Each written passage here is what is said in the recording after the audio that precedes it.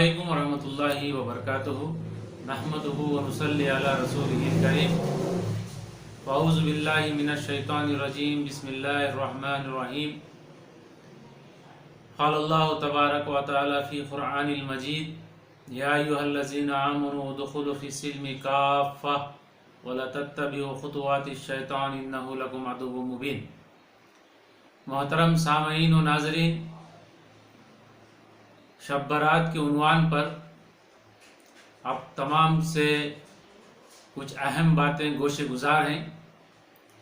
उसमें से पहली बात यह है कि शब बारात की अहमियत, फजीलत अहादीस के रूह से है।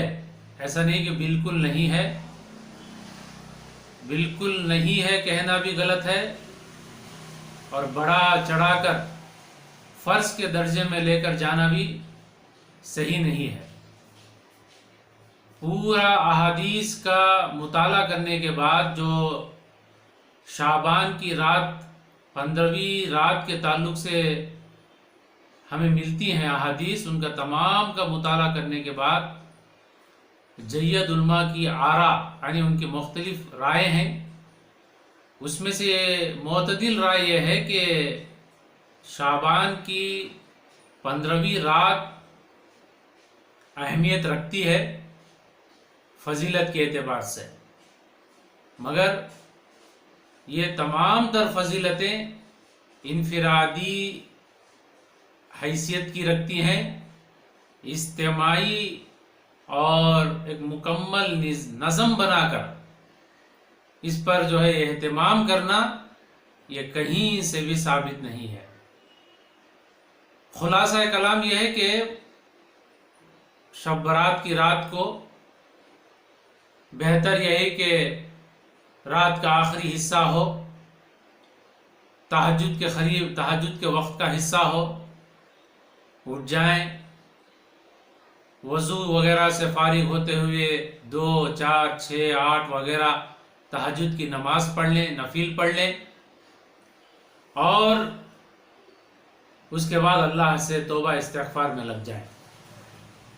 सबसे अफजल ये कि तन्हाई में हो, अल्लाह के सामने तन्हाई में हो और अपने गुज़िश्ता ज़िंदगी के जितने भी अहवाल हैं वो अल्लाह के सामने रखें। जो जो अहकाम को हमने जान कर अनजान कर अल्लाह के तोड़े हैं उस पर नादिम हो, शर्मिंदा हो, अल्लाह के सामने माफ़ी तलब करें। और जो हुकूकुल इबाद से ताल्लुक़ हैं, बंदों के हुकूक में अगर हम कोई कमी बेशी कर दिए हैं, ऐसी रातों में अज़्म और इरादा करना चाहिए कि उनसे भी माफ़ी तलाफ़ी कर ली जाए। इसलिए कि हदीस रसूल सल्लल्लाहु अलैहि वसल्लम है कि इस रात में तमाम लोगों की जो है मग़फ़िरत हो जाएगी सिवाय 2 लोगों की। उसमें से पहले नंबर पर शिर्क करने वाला और दूसरे नंबर पर दिल में कीना रखने वाला, यानी बंदों के मुतालिक गलती सोचने वाला, बंदों के साथ हुकूक को मारने वाला। शिर्क और कीना, शिर्क खुदा के हुकूक में से है, कीना बंदों के हुकूक में से है। शिर्क और कीना पालने वाले की मग़फ़िरत इस रात में नहीं होती। रसूलुल्लाह सल्लल्लाहु अलैहि वसल्लम का साफ इरशाद मुबारक इस पर मौजूद है।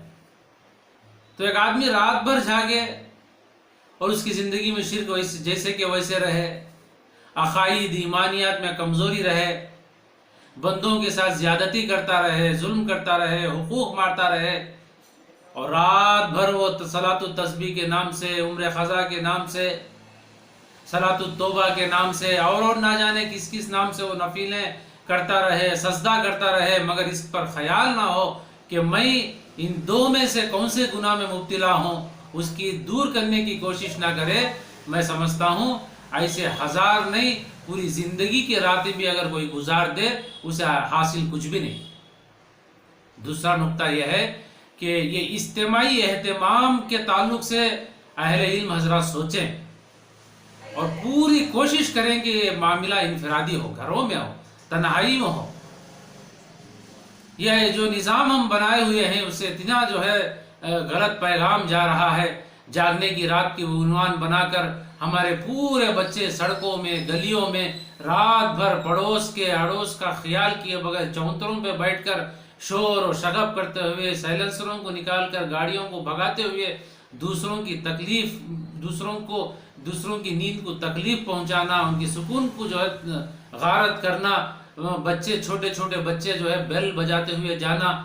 ایسا سننے میں آیا کہ ہمارے برادران وطن ایسی جگنے والے راتوں کے تعلق سے بہت خوفزدہ ہو جاتے ہیں. آج رات مسلمان جاگیں گے، نہ جانے کس کا گھر کا کیا ڈیمیج ہوگا، کس کی لائٹ پھوٹے گی، کس کی گاڑی کا کچھ نقصان ہوگا. اب بتائیے کہ ہم نے اسلام کے لیے کیا احسان کیا. میں تو کہتا ہوں یہ ظلم ہے. جو لوگ جس چیز کو جتنا کرنا تھا اس سے بڑا چڑھا کر اسلام کا نام دے کر کرتے ہیں، اگر اس کے نتیجے میں کسی ایک انسان کو، چاہے وہ ہمارا ہو، مسلم ہو یا برادران وطن غیر مسلم ہو، اس کے دل کو، جذبات کو، اس کے کسی جو ہے چیز کو نقصان پہنچے، میں سمجھتا ہوں اس کی تلافی نہیں ہو سکتی. بہت بڑا گناہ ہے، بہت بڑا جرم ہے. لہٰذا اجتماعی نظام کے تعلق سے احادیث میں کہیں ثبوت نہیں ملتا. اللہ کے واسطے، اللہ کے لیے اہل علم حضرات اس پر منہ کھولیں. یہ اجتماعی نظام کے تعلق سے اپنے آپ کو جو ہے سمجھائیں، مقتدیوں کو سمجھائیں، گھروں تک محدود ہو کر جو ہے نفلی عبادتوں کی عادت ڈلوائیں. رسول اللہ صلی اللہ علیہ وسلم نے فرمایا اپنے گھروں کو قبرستان نہ بناؤ. فرمایا رسول اللہ صلی اللہ علیہ وسلم کون گھروں کو قبرستان بناتا ہے؟ فرمایا کہ نماز کا کچھ حصہ گھروں میں بھی ادا کیا کرو. جس گھر میں نمازیں ادا نہیں ہوتی وہ قبرستان کی مماثل ہیں. نفلی نمازوں کے لیے رسول اللہ صلی اللہ علیہ وسلم گھروں کو خاص کر دیے تھے. مگر ہمارا کیا کہنا، ہم کرے تو ایسا کرتے ہیں کہ وہ بھی جو ہے انلیمیٹڈ ہوتا ہے، نہیں کرے تو ایسا کرتے ہیں کہ اسے جو ہے یاد بھی نہیں رکھتے. یہ بیلنس کو کھو کر امبیلنس زندگی ہو گئی ہے. عبادات میں امبیلنس، معاملات میں امبیلنس، معاشرت میں امبیلنس، زبان میں امبیلنس، نگاہ میں امبیلنس، عبادت میں بھی امبیلنس. یہ اسلام کی ضد کا نام ہے، اپوزٹ ہے اسلام کی. اسلام پورا کا پورا بیلنس ہے، توازن ہے، عدل ہے، اعتدال ہے. صراط مستقیم یہ دین اسلام کا سب سے بڑا امتیازی صفت ہے، خوبی ہے کہ اسلام پورے طور پر بیلنسنگ سکھاتا ہے. اس لیے یہ تمام باتوں کو ملحوظ رکھتے ہوئے شب برات ہو، لیلۃ القدر ہو، تاخراتیں ہوں، چاہے کون سی بھی رات ہو، اس طرح ان تمام آداب کو ذہن میں رکھتے ہوئے ہم راتوں کو اہتمام کرنا چاہیے. تیسری بات، روزے کے تعلق سے کئی لوگ سوچتے ہیں کہ 15ویں شعبان کا روزہ نفل ہے، رکھ سکتے ہیں، اس میں کوئی جو ہے زور زبردستی نہیں، رکھنا فرض نہیں ہے، نہیں رکھنا گناہ نہیں ہے. اگر یہ کہنا کہ رات کو جاگے والے صبح کو روزہ ضرور رہنا ہے، ایسا کچھ بھی نہیں ہے. رسول اللہ صلی اللہ علیہ وسلم شعبان کے اکثر روزے رکھا کرتے تھے، بلکہ آپ صلی اللہ علیہ وسلم رمضان المبارک کی ایک ہفتے کے پہلے تک بھی شعبان کے ایسے تسلسل کے ساتھ روزے رکھتے تھے. صحابہ اکرام کہتے ہیں ایسا لگتا ہے کہ رسول اللہ صلی اللہ علیہ وسلم شعبان کے روزے کنٹینیو کرتے ہوئے رمضان میں داخل ہو جائیں گے.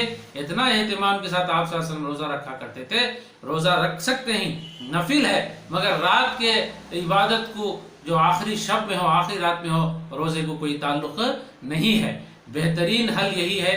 میں یہ کہتا ہوں کہ رسول اللہ صلی اللہ علیہ وسلم کی بالکل سنت یہ ہے.